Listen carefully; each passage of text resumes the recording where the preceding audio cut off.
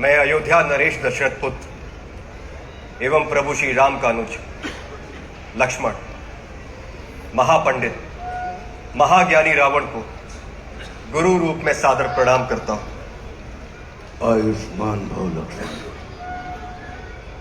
कहो, अपने जीवन की इस अंतिम लीला में मैं तुम्हारे किस हित की पूर्ति कर सकता हूं? हे महामना, नीति, धर्म, राजनीति एवं समस्त वेद शास्त्रों के ज्ञाता, आप अपने ज्ञान और अनुभवों की दीक्षा से लक्ष्मण के जीवन का मार्ग प्रशस्त करने की कृपा करें। मैं देख रहा हूं लक्ष्मण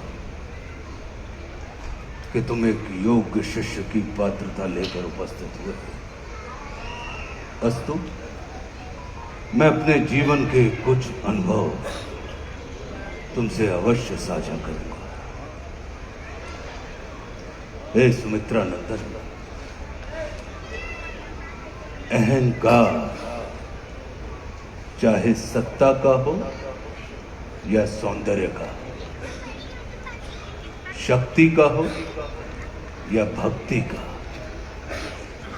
धन का हो या धर्म का, वो बड़े से बड़े विश्व विजेता को नष्ट कर देता है।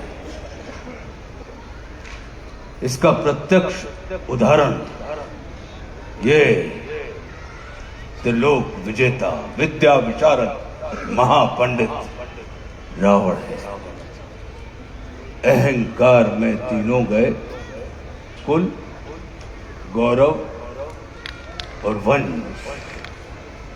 ना मानो तो देख लो इस रावण का अंत। लक्ष्मण, रावण को अपने ज्ञान का अहंकार था और तुम्हारे भाई राम को अहंकार का ज्ञान था। लक्ष्मण, जीवन में सफल होने के लिए शत्रु दृष्टि और मित्र दृष्टि का भेद आना अनिवार्य है।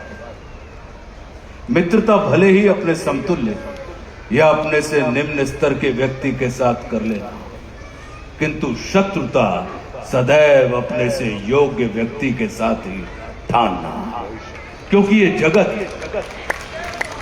हमारे व्यक्तित्व का आकलन हमारे मित्रों को देखकर नहीं, हमारे शत्रुओं को देखकर लगाता है।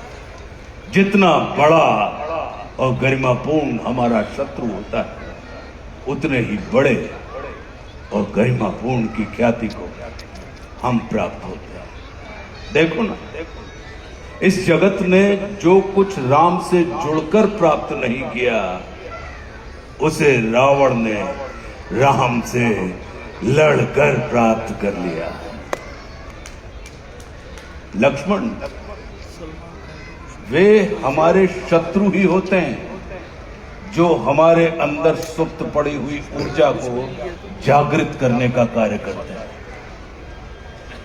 हमारा शत्रु ही होता है जो हमें असुरक्षा से निकालकर सुरक्षा में जाने की प्रेरणा देता है।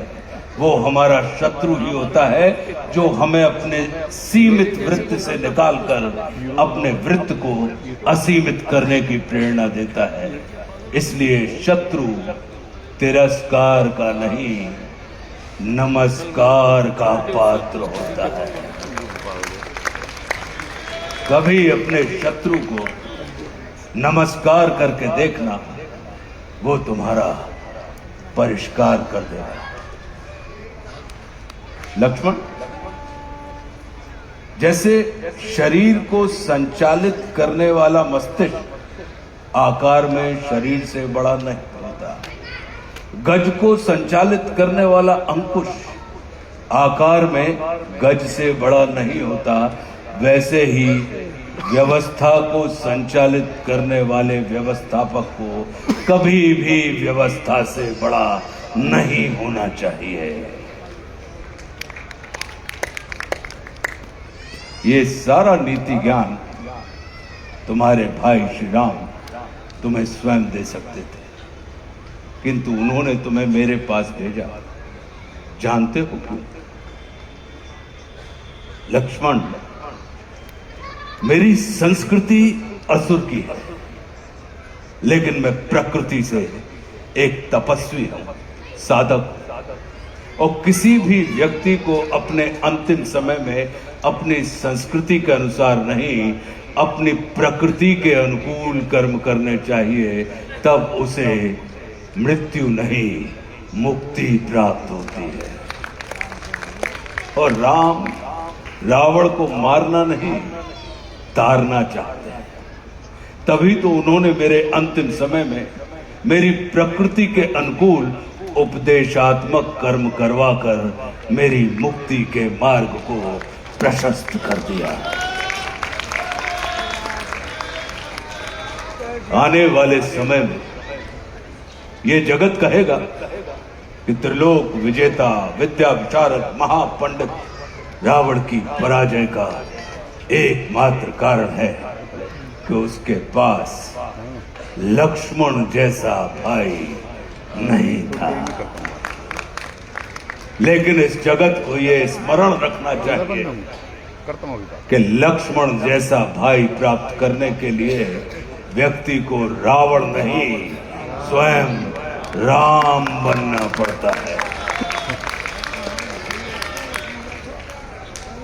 सदैव अपने भाई राम के अनुगामी रहना।